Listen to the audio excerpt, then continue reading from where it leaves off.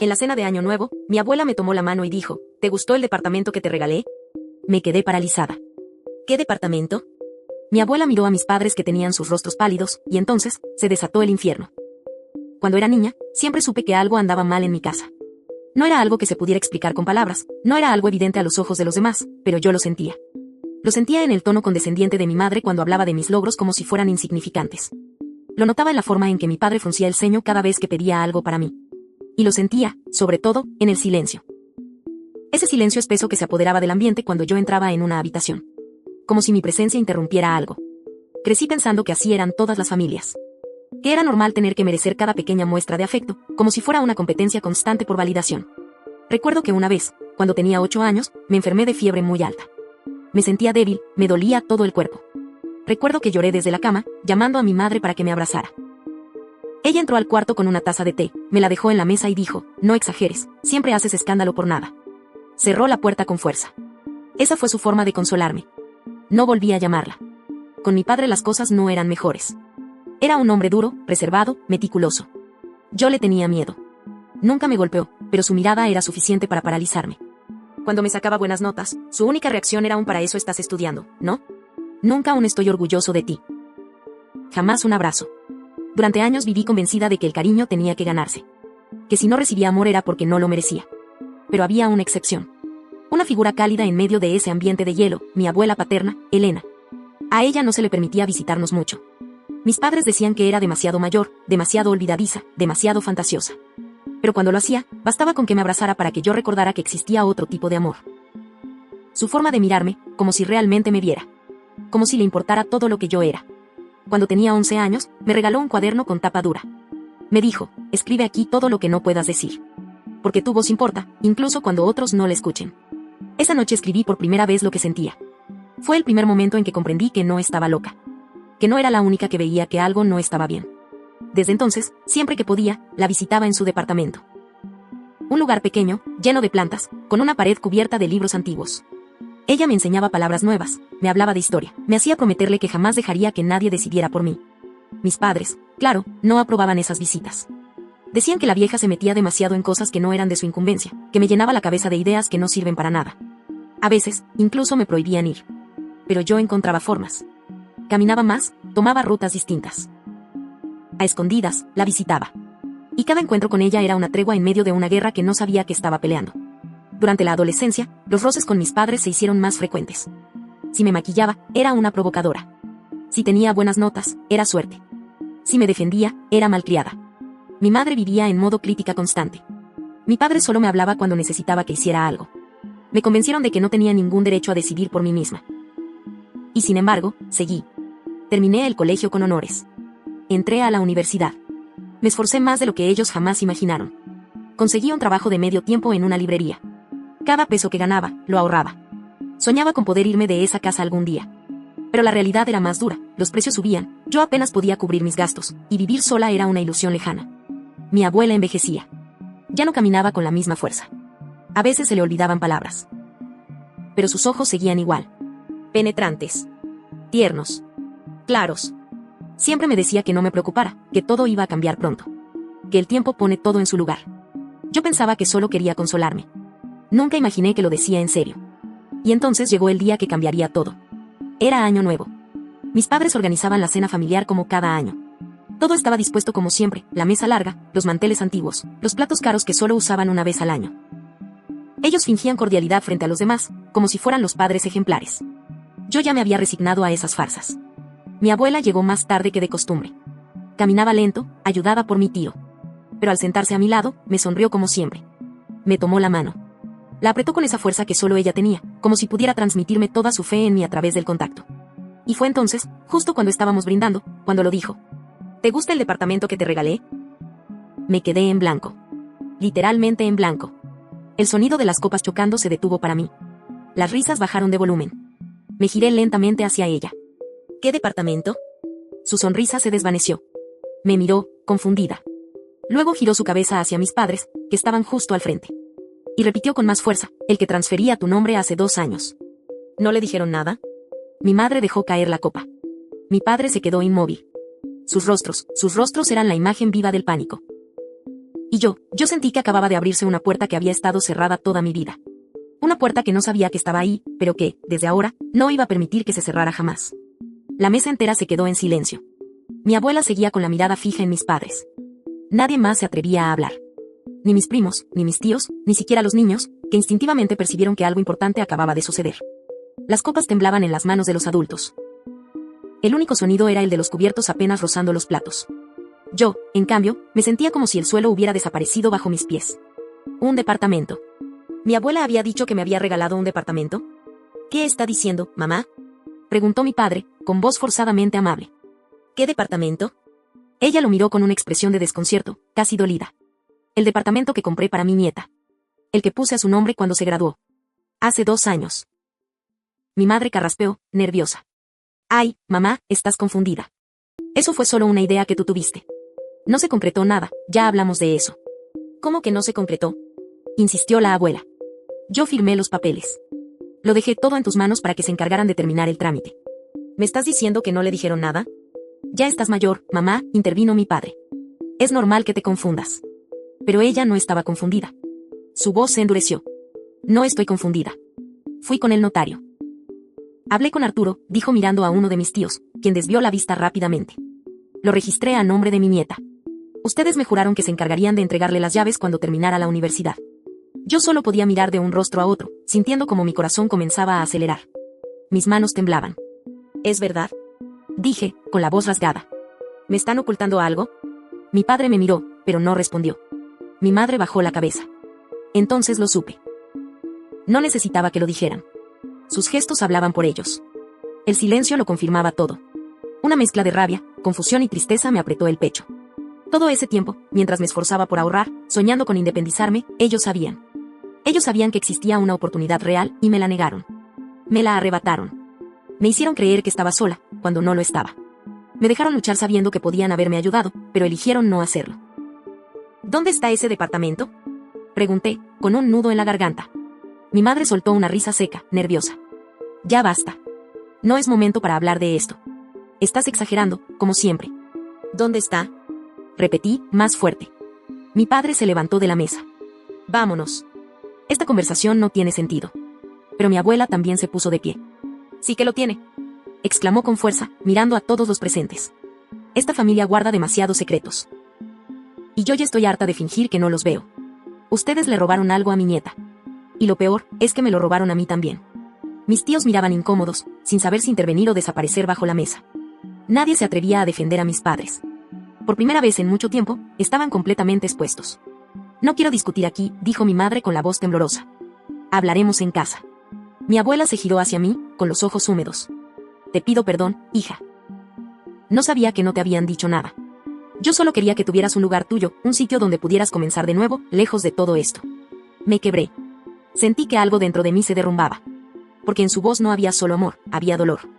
El dolor de alguien que confió y fue traicionada. La cena terminó abruptamente. Algunos intentaron fingir que todo estaba bien. Otros se retiraron temprano, incómodos. Yo me fui en silencio, sin mirar atrás.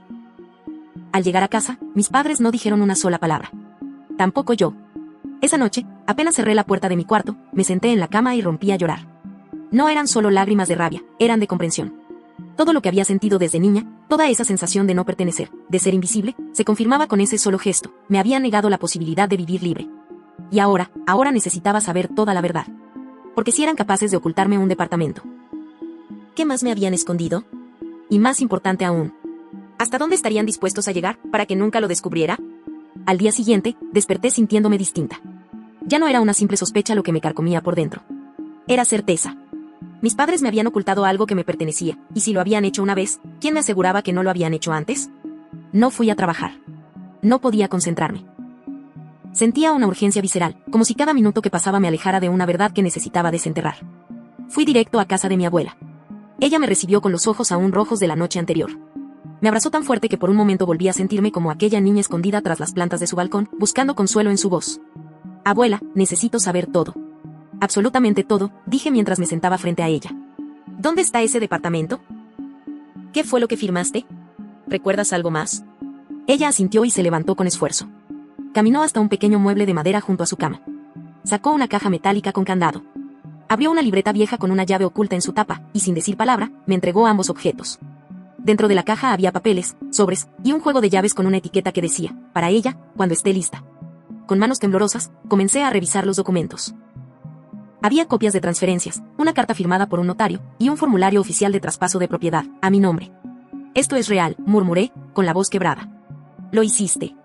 Realmente me lo regalaste, sí, y confié en ellos para hacerte entrega cuando fuera el momento adecuado. No quería hacer escándalo, pensé que así sería más sencillo. Qué tonta fui, dijo mi abuela, con una tristeza pesada en los ojos. Ahora entiendo muchas cosas. Entre los documentos también había una hoja arrugada, doblada 3 veces. Era una fotocopia de una escritura de venta. Pero no estaba a mi nombre. El nuevo propietario era mi padre. No. Me levanté, apretando el papel entre los dedos. ¿Lo vendió? Yo nunca firmé nada después de la transferencia a tu nombre.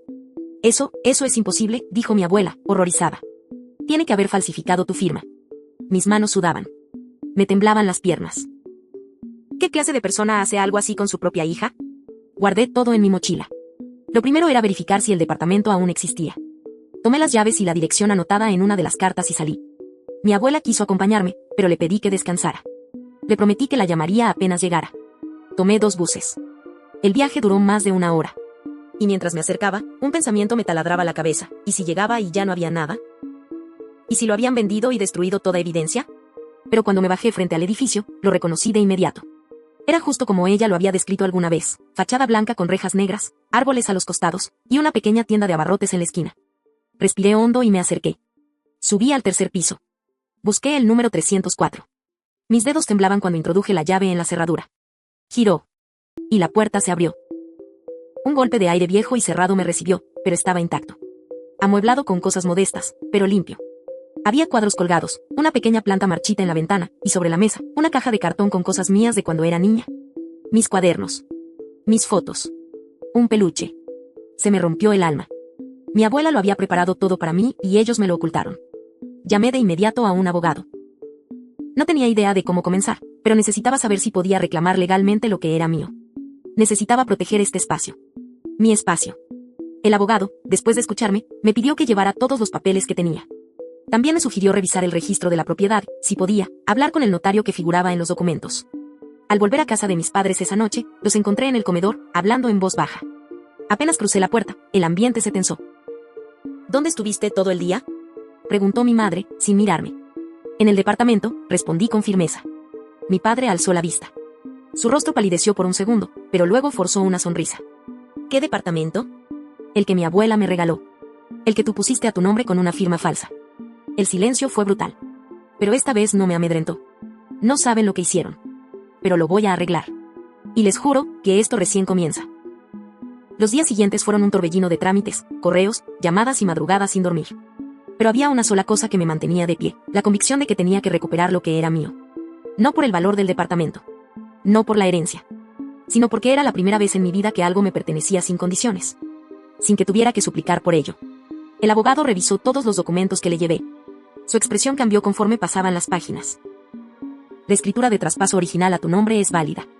Está firmada y sellada ante notario, me explicó mientras señalaba con un bolígrafo la fecha. El problema está aquí, y giró la hoja. Esta venta posterior, hecha supuestamente por ti, tiene tu nombre, pero no coincide con tu firma. ¿Tú autorizaste esta operación? Jamás. Ni siquiera sabía que tenía ese departamento. Él asintió con gravedad. Entonces tenemos un caso de falsificación de firma, suplantación de identidad y apropiación indebida. Esto es serio. Sentí un escalofrío recorrerme la espalda. Hasta ese momento, había sentido rabia. Traición. Tristeza. Pero ahora, al escuchar términos legales tan duros, comprendí que lo que mis padres habían hecho no era solo inmoral, era ilegal. El abogado me recomendó que no enfrentara a mis padres directamente otra vez. Que no los alertara más de la cuenta. Si queríamos demostrar que había dolo, necesitábamos pruebas más contundentes, documentos firmados por ellos, transferencias bancarias que revelaran el dinero de la venta, cualquier mensaje o audio que indicara que sabían exactamente lo que estaban haciendo. Y así comencé una investigación silenciosa. Volvía cada noche a la casa de mis padres con una sonrisa fingida. Guardaba mis lágrimas en el baño. Y en mi habitación, en secreto, anotaba cada palabra sospechosa, cada conversación, cada gesto. Revisé carpetas antiguas, estados de cuenta, cajones que creía prohibidos. Una noche, encontré un sobre amarillo escondido entre libros viejos. Dentro había una copia del contrato de venta del departamento. Pero lo que me heló la sangre fue ver que en el margen había una nota escrita a mano: transferir el monto completo a la cuenta de Marta. Que ella lo administre, yo no puedo dejar rastro. Era mi padre. Me temblaban las piernas. Habían planeado todo. No solo me habían ocultado la propiedad, sino que vendieron mi regalo y lo repartieron entre ellos, encubriéndose el uno al otro. La cuenta de Marta era la de mi madre. Tomé fotos de todo. Lo guardé con las otras pruebas. Y al día siguiente, fui con el abogado al registro de propiedad. Allí me confirmaron que el inmueble figuraba a nombre de un comprador externo, un tal Jorge Morales. Pero al revisar con más detalle, el abogado detectó que la firma del comprador era de un socio comercial de mi padre. Todo cerraba. Mi padre había simulado una venta para desviar el bien a un tercero de confianza, y así borrar cualquier huella que me permitiera recuperarlo fácilmente. Pero algo no le salió como esperaban. La escritura de traspaso de mi abuela, al ser anterior y legítima, seguía teniendo fuerza legal. Si lográbamos demostrar que el contrato posterior fue hecho con una firma falsificada y sin mi consentimiento, podíamos anular toda la venta y recuperar la propiedad. El abogado me sonrió por primera vez desde que comenzamos todo. Tenemos una oportunidad. Va a ser difícil, pero es posible. Me sentí fuerte. Por primera vez en mi vida, estaba dando un paso adelante por mí misma. Ya no era la hija sumisa, ni la mujer que aceptaba todo en silencio. Esa noche, al llegar a casa, escuché a mis padres hablando a media voz en la cocina. Me detuve antes de que me vieran. ¿Y si se da cuenta de todo?, susurró mi madre. No está actuando como antes, está más fría. No va a hacer nada, respondió él, confiado. Siempre ha sido débil. Además, ¿a quién le va a creer? ¿A la loca de tu madre? Tuve que contener las lágrimas. No por tristeza, sino por rabia. Porque ya no era débil. Entré como si no hubiera escuchado nada. Me serví agua. Los miré como si nada. Ellos sonrieron nerviosos. Yo también. Sabía que me estaban subestimando. Y eso sería su peor error. Había una parte de mí que quería gritarlo todo. Quería pararme frente a ellos y escupirles a la cara cada mentira, cada traición. Pero me contuve. Porque si algo había aprendido en esos días era que la paciencia, aunque dolorosa, era la única aliada verdadera cuando enfrentas a personas frías y calculadoras. Mi abogado me había advertido que, si bien la evidencia era sólida, sería ideal tener un testimonio o confesión directa. Algo irrefutable. Y yo iba a conseguirlo. Esa semana, activé una vieja grabadora de voz que mi abuelo me había regalado cuando era niña. Era pequeña, casi invisible. La dejé escondida dentro de un florero del comedor, justo donde solían hablar en voz baja cuando creían que nadie escuchaba. También activé la grabadora de mi celular cada vez que me sentaba a cenar con ellos. Era arriesgado, sí, pero estaba harta de tener miedo. Las grabaciones al principio eran banales. Discusiones por cosas pequeñas. Comentarios sobre la abuela. Silencios largos. Pero una noche, mientras fingía leer en el sofá, capté algo que me paralizó. Mi madre dijo, ¿y si realmente nos demanda? ¿Y si nos denuncia por falsificación? Mi padre suspiró, cansado. No puede. No tiene cómo demostrarlo. Y aunque lo intente, no llegará a nada sin pruebas firmes. ¿Y los papeles que tenía mamá?, preguntó ella. ¿Y si los encontró? Los destruí, al menos los que me dio. Pero no sé si le mostró copias. Si aparece el original con la firma del notario, estamos jodidos. Silencio. ¿Crees que debimos quemar el resto? Te dije que sí. Pero tú quisiste guardarlos por si acaso. Guardé esa grabación como un tesoro. Era la primera vez que escuchaba a mis padres admitir, con sus propias voces, la destrucción de documentos, la conciencia de su delito. Y no era lo único. Esa noche, mientras ellos dormían, entré a su estudio. No lo había hecho antes por respeto o miedo. Pero ya no quedaba nada de eso. Revisé cada estante, cada caja, cada sobre. Hasta que en un archivador metálico, bajo carpetas de impuestos y recibos viejos, encontré un sobre sin marcar. Dentro, varias fotocopias con fechas, nombres, transferencias. Y al fondo del sobre, una carta escrita a mano: hija, sé que no estarás de acuerdo, pero tu padre tiene razón. Esto te permitirá tener un mejor futuro sin tanto sacrificio. No tienes que saberlo ahora. Más adelante lo entenderás. Lo hacemos por tu bien. Mamá. Tuve que sentarme en el suelo. Me temblaban las manos. No era un error. No era una omisión. Era una traición premeditada, fría y disfrazada de protección. Guardé todo. Hice copias. Llevé los documentos al abogado esa misma tarde. Su rostro se iluminó apenas los leyó. Esto nos da todo lo que necesitamos para iniciar la demanda. Ya no es solo un caso de falsificación, es encubrimiento, uso indebido de bienes y obstrucción. Pero él también me advirtió algo. Prepárate. A partir de aquí, ya no van a fingir. Cuando reciban la notificación judicial, todo el barniz de familia va a desaparecer. Y tenía razón. 2 días después, mientras cenábamos, el timbre sonó. Era un mensajero judicial. Mi padre tomó el sobre con cara de disgusto. Leyó rápidamente y luego me miró, como si yo fuera una completa desconocida. ¿Qué hiciste? me dijo con una calma que me erizó la piel. Lo que debía hacer, respondí, firme. Recuperar lo que es mío. Mi madre se levantó con brusquedad, tirando la servilleta sobre la mesa. Eres una desagradecida. Todo lo que tienes te lo dimos nosotros. Lo que tengo, lo conseguí a pesar de ustedes, le dije sin pestañear. Y esto no se trata solo de mí. Es por mi abuela. Por lo que ustedes le robaron a ella también. Mi padre apretó los dientes. Ya no había rastro de sonrisa. Ya no había cariño. Te arrepentirás de esto. Tal vez, dije, respirando hondo. Pero al menos sabré que esta vez, no me quedé callada. Esa noche dormí en el departamento.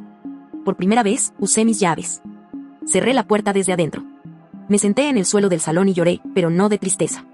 Lloré de alivio. De rabia liberada. De justicia en camino. Y de miedo, sí. Porque sabía que la tormenta apenas estaba comenzando.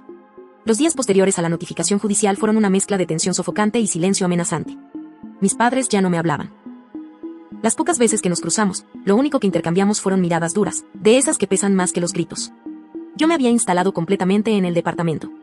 Dormía en un colchón en el suelo, con cajas alrededor, comiendo fideos instantáneos y café recalentado, pero me sentía libre.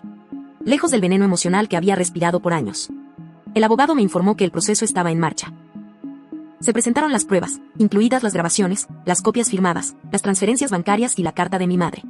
La demanda no solo pedía la restitución de la propiedad, sino que también contemplaba cargos penales por falsificación y uso indebido de bienes. Lo que no sabía, era que mis padres ya se estaban moviendo por su lado. Una mañana, mientras salía del edificio rumbo a una cita con mi abogado, un coche negro se detuvo frente a mí. Reconocí al conductor de inmediato. Era el hermano menor de mi madre, mi tío Eugenio, a quien no veía desde hacía años. Bajó la ventanilla y me saludó con una sonrisa nerviosa. Hola, pequeña, ¿puedo hablar contigo? Me tensé. Él siempre había sido el tío distante, ese que vivía en otra ciudad y que aparecía solo en funerales o en cumpleaños importantes. Pero algo en su rostro me hizo aceptar. Nos sentamos en una cafetería cercana. Apenas pedimos los cafés, me dijo en voz baja, sé lo que está pasando. Me enteré de todo por mamá. No me pareció justo quedarme callado. Lo miré, con el corazón latiéndome fuerte. ¿Qué sabes? Suspiró, sacando de su bolso una carpeta. La abrió lentamente. Hace 3 años, tu abuela me pidió que custodiara una copia adicional de los documentos de transferencia. Me dijo que, si alguna vez pasaba algo raro con tus padres, te los entregara. Nunca me explicó por qué, solo me dijo que confiara en ella.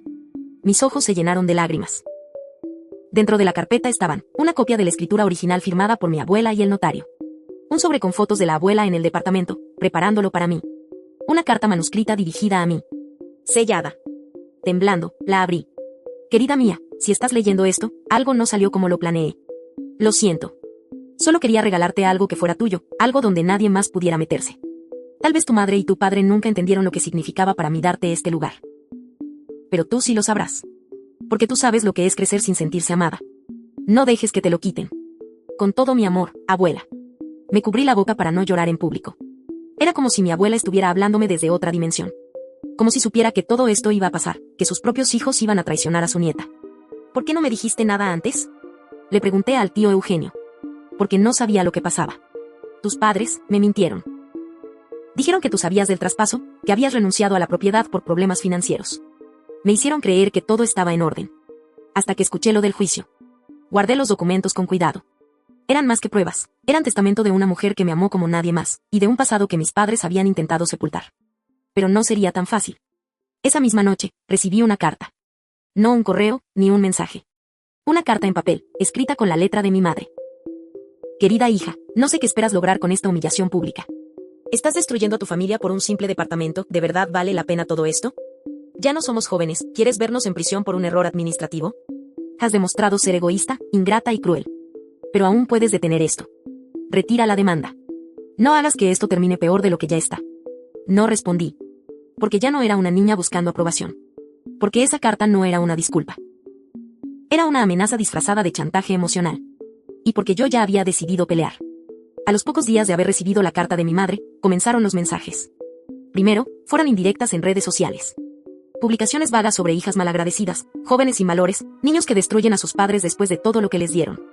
Luego vinieron los comentarios más agresivos. Mensajes de conocidos, familiares lejanos y amigos de mis padres, todos repitiendo la misma cantaleta. Que cómo era posible que yo les hiciera eso. Que estaba arruinando a mi familia por un capricho. Que debía dejar atrás el resentimiento y sanar. Sanar. Como si hubiera sido yo quien robó, mintió y traicionó. No tardaron en armar la narrativa perfecta. Mis padres se presentaban como víctimas de una hija rencorosa, manipulada por la ambición. Hicieron que mis tías y tíos me bloquearan. Que mis primos dejaran de contestar mis llamadas. Incluso llegaron a llamar a mi trabajo, intentando poner en duda mi estabilidad emocional. Pero no lo lograron. Porque, cuando más sola me sentía, alguien volvió a aparecer en mi vida, Clara, una prima lejana por parte de mi abuela. Había vivido muchos años fuera del país, pero al enterarse del escándalo familiar, decidió buscarme directamente. Nos reunimos en un café, y apenas se sentó, me dijo: no puedo creer lo que están haciendo contigo. Sé perfectamente cómo son tus padres. Mi mamá y yo lo vivimos en carne propia cuando la abuela aún vivía. Me contó que su madre, prima hermana de mi abuela, había intentado visitar a esta durante su convalecencia. Pero mis padres la alejaron. Le dijeron que no era un buen momento, que la abuela estaba muy delicada y que no querían molestarla con visitas innecesarias. La estaban aislando, me dijo Clara. Para controlar todo. Incluso el acceso a ti. A tus cosas. A sus decisiones. Me mostró una serie de correos que su madre había recibido, donde claramente mis padres intentaban persuadirla de no involucrarse. Pero lo más impactante fue una grabación de voz que Clara encontró en un antiguo celular, un audio de su madre hablando con la abuela, semanas antes de su muerte. La voz de mi abuela era débil, pero clara: quiero que mi nieta tenga ese departamento. Es lo único que le dejaré. No quiero que Marta y Alejandro lo toquen. No quiero que se repita la historia. Clara me la envió de inmediato. Era una joya. Cuando le mostré todo eso a mi abogado, sus ojos se iluminaron como nunca. Esto nos da el golpe final. Una prueba de intención directa de la donante original, en su propia voz, dejando claro que tus padres no tenían derecho sobre el bien. Sumado a las demás pruebas, esta grabación será el arma que los desarma. Pero no se trataba solo de vencer en el juicio. Esa noche, publiqué algo en mis redes. Sin nombres. Sin insultos. Solo escribí: cuando te quitan algo que era tuyo por derecho y te llaman egoísta por recuperarlo, no estás lidiando con una familia, sino con ladrones disfrazados de padres. A veces, la sangre no pesa más que la dignidad. Gracias, abuela. Por confiar en mí. Y por enseñarme a pelear. No me detendré. La publicación se viralizó en cuestión de horas. Cientos de personas comentaron. Algunas sabían de mi historia, otras no, pero se sentían identificadas. Muchas compartieron sus propias experiencias con padres manipuladores, con herencias robadas, con abusos disfrazados de amor. Y lo que mis padres no sabían era que, mientras ellos se dedicaban a envenenar mi imagen, el juicio avanzaba más rápido de lo que esperaban. Las citaciones ya estaban listas. Los documentos se habían validado oficialmente. Y la audiencia preliminar tenía fecha en el tribunal. Mis padres creían que me estaban aplastando con rumores y vergüenza pública. Pero no sabían que mientras ellos hablaban, yo me preparaba para hablar ante un juez. El día de la audiencia llegó como un amanecer que se presiente desde lejos. No dormí bien la noche anterior. Tenía el estómago revuelto, las manos frías y la mente cargada de recuerdos. Pero también tenía una certeza inquebrantable: esta vez no iba a temblar. Mi abogado y yo llegamos temprano al tribunal. El salón de audiencias era amplio, de techos altos, iluminado por una mezcla de luz natural y tensión contenida. Minutos después, entraron ellos. Mis padres. Vestidos como si fueran las víctimas de una injusticia. Serios, sobrios, fingiendo esa dignidad falsa que durante tantos años los había protegido. No me miraron. Ni una sola vez. Era como si ya no fuera su hija, sino una amenaza. Un enemigo. La audiencia comenzó. El juez, un hombre de mirada severa y voz firme, pidió orden y brevedad. Primero habló mi abogado. Expuso los hechos con precisión quirúrgica: la transferencia original de la propiedad por parte de mi abuela, los documentos firmados, la falsificación posterior hecha por mis padres para revocar esa transferencia y quedarse ellos con el departamento. Luego vinieron las pruebas. La carta manuscrita de mi madre, donde justificaba sus acciones. Las grabaciones donde mi padre hablaba de haber destruido documentos. La voz de mi abuela, diciendo claramente que el departamento era para mí. Y finalmente, la carta sellada que me había dejado, leída en voz alta por el abogado: no dejes que te lo quiten. Con todo mi amor, abuela. Yo me quedé en silencio todo el tiempo. Solo miraba fijamente al frente. Sentía las lágrimas empujar desde adentro, pero no les permití salir. Cuando el juez dio paso a la defensa, mis padres se levantaron con una postura rígida. Su abogado, un hombre claramente menos preparado, intentó alegar que todo fue una confusión, que la familia tenía sus propios acuerdos y que los documentos iniciales no reflejaban la voluntad final de la señora. Pero el juez lo interrumpió. ¿Está diciendo que la señora, en sus últimas semanas de vida, firmó nuevos documentos que anulan lo anterior? Así es, su señoría, respondió el abogado, aunque con un tono visiblemente incómodo. ¿Tiene usted esos documentos? El abogado dudó. Y luego bajó la mirada. Fueron destruidos. Silencio. El juez giró hacia mis padres. ¿Fueron destruidos por ustedes? Mi padre intentó hablar, pero mi madre se adelantó. Por primera vez, su voz sonó desesperada, temblorosa. Fue un error. Lo hicimos por ella. Mi madre no sabía lo que hacía. Mi hija no tenía experiencia para manejar esa propiedad. Iba a perderlo todo. ¿Así que usted decidió ocultar su voluntad y quedarse con el bien? Era por su bien. Por el bien de la familia. El juez levantó la mano para hacerla callar. Luego suspiró, consultó unos documentos y finalmente se acomodó los lentes. No me corresponde emitir una sentencia definitiva en esta instancia, pero con base en las pruebas presentadas, autorizo la restitución inmediata de la propiedad a la señorita. Asimismo, los cargos por falsificación y destrucción de documentos seguirán su curso en la fiscalía correspondiente. Esta audiencia ha terminado. El sonido del mazo resonó como un trueno. Yo no me moví. Mis padres tampoco. Fue como si el mundo se hubiera detenido por un instante. Pero entonces, mi padre estalló. «Eres una maldita», gritó, señalándome. «Nos destruiste por un apartamento de mierda». Un oficial de seguridad se acercó de inmediato. El juez lo miró con desaprobación absoluta, pero no dijo nada más. Mi padre fue sacado de la sala. Mi madre simplemente se sentó. Miró al vacío. Como si todo dentro de ella se hubiera quebrado al fin. Y yo salí caminando. No triunfante. No feliz. Pero libre. Respiré el aire del mediodía como si fuera el primero de mi vida. No sabía qué vendría después. Las denuncias penales seguirían. Mis padres probablemente me odiarían por el resto de sus vidas. Ya no tenía familia, al menos no en el sentido tradicional. Pero tenía la verdad de mi lado. Y tenía lo que mi abuela me había querido dar. No solo el departamento, sino el derecho a decidir quién quería ser, sin deberle nada a nadie. Después del juicio, el silencio fue absoluto. No hubo llamadas. No hubo mensajes. No hubo familia. Mi apellido se convirtió en un susurro prohibido en los grupos familiares. Mi nombre fue borrado de las invitaciones, de los planes, de los recuerdos. Los amigos que alguna vez me mandaban cadenas navideñas o saludos de cumpleaños desaparecieron sin explicación. Era como si hubiera muerto, o peor, como si nunca hubiera existido. Y sin embargo, por primera vez, no me dolía. Pasaron las semanas. Poco a poco fui llenando el departamento. Ya no había cajas apiladas ni colchones en el suelo. Compré muebles de segunda mano, pinté las paredes con mis colores favoritos, colgué cuadros con frases que me recordaban que ya no debía disculparme por respirar. El lugar se sentía mío. No porque lo hubiese ganado en un juicio, sino porque cada espacio ahora tenía mi huella. No la de ellos. Un día, mientras acomodaba un viejo estante de la abuela, encontré algo inesperado. Un compartimento oculto en la parte trasera, cubierto por una tabla floja. La saqué con cuidado. Dentro, había una pequeña caja de madera barnizada. No tenía llave. Al abrirla, encontré una carta más. Firmada con la misma caligrafía inconfundible de mi abuela. Mi niña, si encontraste esto, es porque lograste lo que pensé que sería imposible. Perdóname por no haberte dicho todo. No quería ponerte en peligro mientras yo aún vivía. Tus padres me presionaban constantemente, querían que les firmara papeles, que les diera poderes legales, pero me negué. Por eso, además del departamento, guardé algo más para ti. Hay una cuenta a tu nombre. La abrí hace años, con ayuda de Eugenio. No es mucho, pero te servirá para empezar de nuevo. La información está en el sobre azul. Con amor eterno, abuela.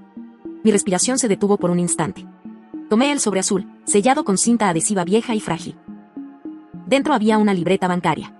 Cuenta de ahorros. Titular, mi nombre completo. Saldo, $86,415 americanos. Me quedé quieta. Helada. Con la carta en una mano y la libreta en la otra. Mi abuela me había dejado algo más que un lugar donde dormir. Me había dejado la posibilidad real de empezar desde cero, sin depender de nadie, sin miedos, sin excusas. En ese momento, rompí a llorar. Lloré como nunca antes. Por el tiempo perdido. Por los años que permití que me aplastaran. Por la niña que fui, la que nunca sintió que merecía nada. Por la mujer que ahora, por fin, sabía que merecía todo. Usé una parte del dinero para terminar de acondicionar el departamento, pero el resto lo guardé. Porque ya no quería sobrevivir. Quería vivir. Y lo más importante, quería ayudar. Así nació un pequeño proyecto que llevaba tiempo soñando en silencio, un espacio de apoyo para jóvenes que atravesaban situaciones familiares como la mía. Un refugio emocional, un taller, un lugar de encuentro. Al principio fue virtual, luego se convirtió en presencial. Con donaciones, voluntariado y mucha, mucha fe. No sabía si algún día me reconciliaría con mis padres. Tal vez no. Tal vez nunca podrían perdonarme por haber expuesto sus mentiras. Pero en lo más profundo, sabía que no era yo quien debía disculparse.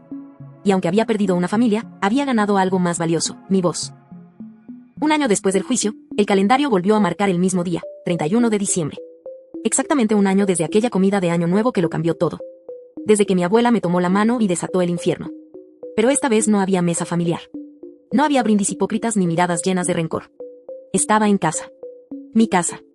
El departamento que me había sido negado durante tanto tiempo y que ahora era el lugar donde por fin me sentía segura. Había armado un pequeño árbol, decorado con luces suaves, y sobre la repisa, una foto enmarcada de mi abuela sonriendo. A su lado, un pequeño jarrón con flores frescas. Las que a ella le gustaban. Brindé sola, pero no me sentí sola. Había recibido algunos mensajes sinceros esa noche. De Clara, de otras personas que había conocido gracias al proyecto de apoyo que inicié, incluso de antiguos compañeros que me habían visto en una entrevista donde conté, sin nombres ni rencores, parte de mi historia. Había aprendido que el dolor se transforma cuando se comparte. Y que la justicia verdadera no siempre se encuentra en un tribunal, sino en las decisiones que tomamos para no repetir lo que nos hirió. Estaba a punto de irme a dormir cuando escuché el timbre. Miré la hora, 11:58 p.m. Me acerqué a la puerta con cierta cautela. No esperaba a nadie. Abrí. Y allí estaban. Mis padres. Mi madre, con el rostro visiblemente más envejecido, el maquillaje corrido. Mi padre, cabizbajo, sosteniendo en sus manos una pequeña caja envuelta en papel plateado. Ninguno dijo una palabra de inmediato. Solo me miraron, como si no supieran cómo empezar. Fueron ellos quienes rompieron el silencio. No venimos a pedir perdón, dijo mi madre, casi en un susurro. Sabemos que eso no alcanza. Pero queríamos verte, añadió mi padre. Aunque solo sea para cerrar el año. Y dejar algo que no supimos darte antes. Extendió la caja. No la tomé. Solo pregunté, ¿por qué ahora? Mi madre soltó una risa triste. Porque esta vez, tú ganaste. Y aún así, no hiciste lo que nosotros habríamos hecho, destruirnos. Los miré en silencio. No había odio en mi pecho. Tampoco perdón. Solo una comprensión fría, eran personas rotas. Y yo ya no les debía salvar. Tomé la caja con calma, la apoyé en una mesita, y les dije, no quiero venganza. Nunca la quise. Solo la verdad. Y un poco de paz. ¿Nos odias?, preguntó mi padre. Negué con la cabeza. No. Pero ya no los necesito. Ellos asintieron. Sabían que era el fin de algo. Y lo aceptaron. No los invité a pasar. Tampoco les cerré la puerta en la cara. Simplemente me di media vuelta y regresé al interior. Dejé que se fueran por sí solos. Con su culpa, con sus elecciones, con sus consecuencias. A las 12 en punto, los fuegos artificiales iluminaron el cielo. Me senté junto a la ventana, con una taza de té caliente entre las manos. Y abrí la caja. Dentro había un sobre. Y una nota escrita con letra temblorosa: no pudimos ser buenos padres. Pero aún queremos que seas feliz. No lloré. Sonreí. Por primera vez, con ligereza. Había cerrado el ciclo. Y al mirar al cielo, iluminado por luces que estallaban y desaparecían en segundos, supe que no todo lo que termina se apaga. A veces, lo que termina, es justo lo que necesitábamos para comenzar a brillar.